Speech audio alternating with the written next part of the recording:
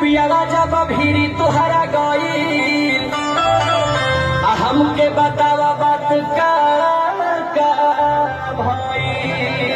बालक बड़ा बड़ा है हो, बालक बड़ा बड़ा है हो, सैया छोटा वाला राजा प्यार बड़ा बड़ा है हो, सैया छोटा वाला राजा प्यार बड़ा बड़ा है हो, सैया छोटा वाला राजा प्यार बड़ा बड़ा है हो, बालक बड़ा बड़ा है हो, बालक बड़ा बड़ा है हो, बालक बड़ा बड़ा है हो, कबो ऊपर कबो नीचे सैया बड़ा बड़ा है हो, सैया छोटा वाला राजा प्यार बड़ा बड़ा है हो।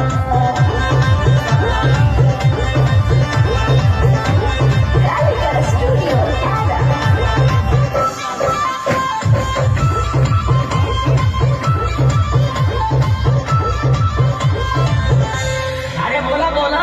पलंग कैसे हिला मजा आई कैसे कैसे खेला तू पलंगिया पर खेललू आ कई बार चुमा तू पियावा के दिहलू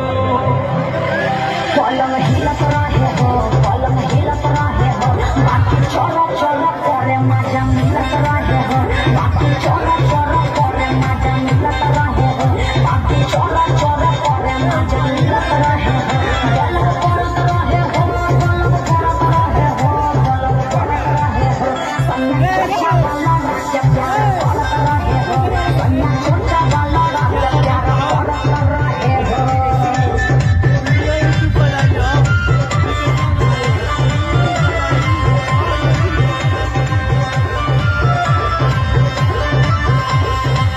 अरे सुनो सुनो और बताओ बोला बोला अरे भोरे वाला बात नहीं हमके बतावा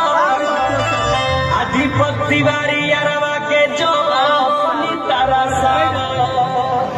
पाजा धड़क रहे हो, धड़क रहे